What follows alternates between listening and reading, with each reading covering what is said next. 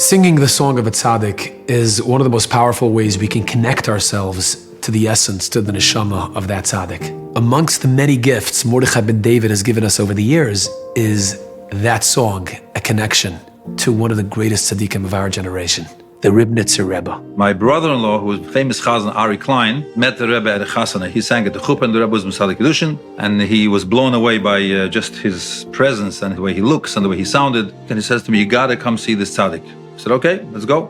So on a Matzah Shabbos, I met him and I fell in love at first sight, as they say. The Rebbe was electrifying. He was so simple and so humble and so holy. He smiled to everyone, and he was always a good word for everyone. And I fell in love with him.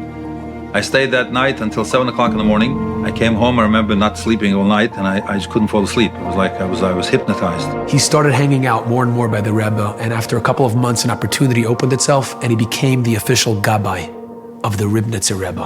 The Ribnitzer Rebbe is known as a miracle worker. He was a modern-day Baal Shem Tov. But more incredible than the miracles that the Rebbe performed was his avodas Hashem, his mesiras nefesh. His minimum mikvahs a day was twice a day, once before Tikkun Chatzos and once before Shachris. And when I say mikvah means not just like we know a nice hot mikvah, you jump in the mikvah and you toivel and you get out, you take a shower. Most of the people do that today. No, it was completely different. First of all, his avodah in the mikvah was very, very intense. He would toivel and toivel and toivel and toivel. Back in Russia, there was a river called the Dniester River. He had a little axe, make a hole, and jump into toivel in the ice water every day, twice a day, once at night and once before Shachris. Reb Mendel Futterfast, the famous mashpia in Chabad, once told a story at a Fabreng. He was very close with the Ribnitzer. Whenever he had a chance, he would pop in to say hello. So he once arrived in the middle of the winter, and the Rebbe said, "Oh, Reb Mendel, perfect timing. Megate in Wasser, we're going down to toivel." So the Rebbe lived on top of the mountain, on the hill, and he went all the way down, made a hole in the ice, and he said, "No, Mendel, atvile." So Mendel said, "It's a little out of my league." The Rebbe said, the Baal Shem Tov promised that one tefillah will never hurt. He said, "I had no choice. I jumped into the water and I thought I'm going to die." And he said when he came out, it was even colder because it was wet now and it was freezing out there. The Rebbe was very, very, very smooth, very fast. He got undressed quickly. Within seconds, he was in the water. And Mendel says he counted 310 tefillas, Shai tefillas. Api Kabbalah, Shai tefillas, a very big Indian, big matri carry. And he toiveled 310 times. He came out, he said his body was like bluish. He got dressed very fast. He said he ran up the hill so fast that he couldn't chase him.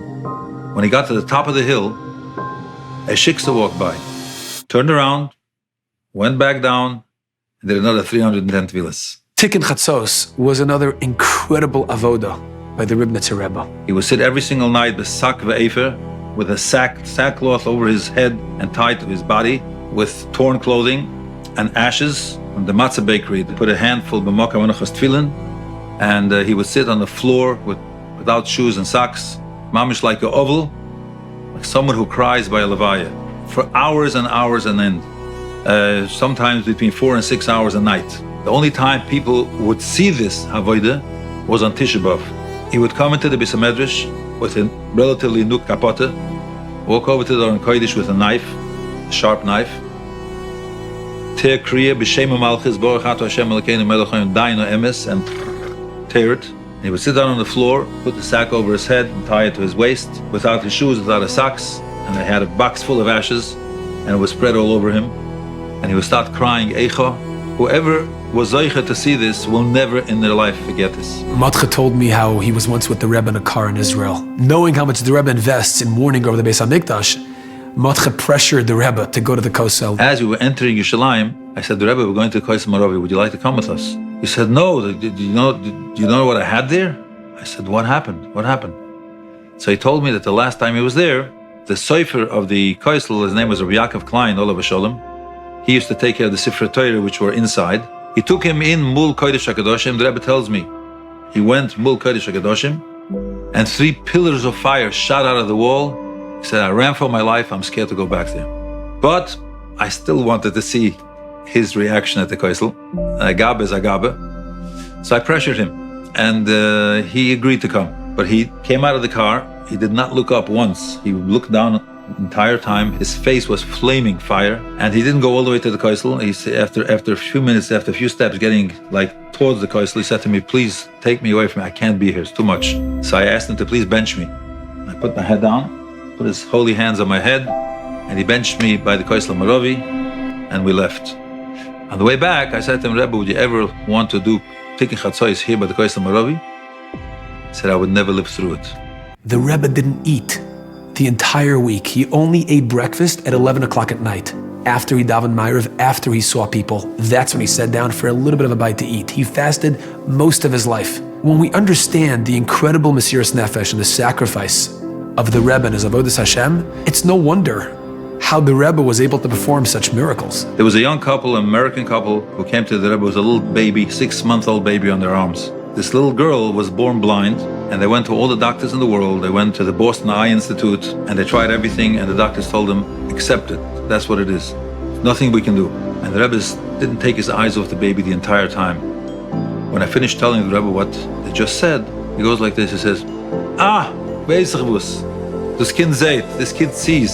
They asked me, what did the rabbi say? I said, I'll tell you what the Rebbe said, but don't ask any questions. Just say Amen and go. So I said, the Rebbe said that this kid sees. So they said, but. I said, don't say but. Say Amen and leave. So they listened to me, they left. Fast forward a couple of years, I'm sitting in my car, and this lady knocks at my window. She says, I am the mother of that child that came to the Rebbe, and the Rebbe told me that this baby sees. I said, no, tachlis. What's the story? She said, absolutely, from that day on, she's absolutely 100% normal. She sees, she goes to school regular, not even glasses. The Rebbe was in Florida once, and Mordechai ben David was with him. And there was a fellow who came to ask a bracha for his son and daughter-in-law who didn't have children for almost 10 years. And he asked Mordechai ben David if he can go into the room, into the private chambers of the Rebbe and give him a kvittel, ask for a bracha. And Mordechai ben David said, no problem. 10 minutes later, the guy left. I walk into the room and the Rebbe says, why did you let him in? And I panicked. Like I said, it's the first time he ever screamed at me. And I didn't understand, like, what happened? I said, Rebbe, what happened? He said, at Chazon's the kitchen, he pressured me so hard that I had to promise him. So I started laughing because I figured whatever the story was, that's it. If he had to promise him, it's a done deal. He gets up from his seat and he says, come here. Goes up to the Amud and he takes the kvittel that his Rav gave him. His siddur was on the Amud he was davening, sticks it into the siddur without looking, just puts it into the siddur, grabs the siddur, and he says to me, he turns around to me and he says, you're my witness. Ich bin Geuser. He says, ihr hört? You're my witness. I got the goosebumps. Mamash got the chills when he said that, because I was sure that this is signed, sealed, and delivered. He opened up the siddur to see where he put the kvittel in, and it came out to Kiddush Levona, and the first line on top in the Rabbi Yaakov Emden siddur, whoever has a Rabbi Yaakov Emden siddur can check it out. The end of the first line says, Asher b'mamoroi boro. With his word, he created. 9 months later, they had a baby girl, and they didn't have another child for 17 years. 17 years later, they had another child. The Rebbe insisted on being buried in Monsey, New York. He didn't want his body to be taken to Eretz Yisrael because he wanted people to have the opportunity to come and connect with him at his kever. But one of the most powerful ways we have available to us, through which we can connect ourselves to the Rebbe and to other tzaddikim, is through their songs. The Rebbe would sing this song periodically, especially when it was his Rebbe's yahrzeit. That middle tenua, which is ya ya ya ya ya ya ya ya ya mo yo yo yo. Ya ya ya ya ya ya ya ya ya mo yo yo yo yo yo. Da da da da da da yo yo yo.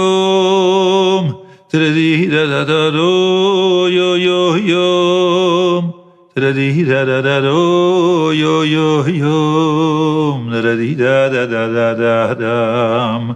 The Rebbe would sing this tenua at special occasions. At his Rebbe's yahrzeit, he was a Talmud of the Stefan Eshter, who was a Rizhiner Einikel. He was a son of the Rizhiner's son. He would mamish with gewaldige dveikis. He would sing this song, and mamish sometimes tears were coming out of his eyes. That's the way the Ribnitzer Rebbe would connect himself to the past, to his Rebbe, who connected himself to his Rebbe through the power of song. And this is the gift that Mordechai ben David has given the world. This connection, this portal, that we can connect ourselves to this great tzaddik, the Ribnitzer Rebbe.